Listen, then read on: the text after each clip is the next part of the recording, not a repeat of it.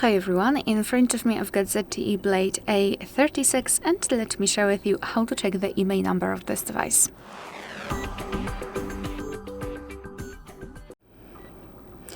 So let's begin with opening the dialer. Tap on the keypad and enter a code which is *##06#. And as you can see by this code we are provided with both IMEI numbers of this device. So let's tap on OK. And now let me show you another way through the settings. So let's open the settings. Let me quickly come back.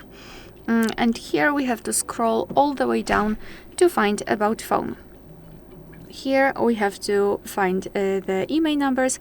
As you can see, we've got both of them. We can tap on them if you wish, and they will appear in this pop-out window.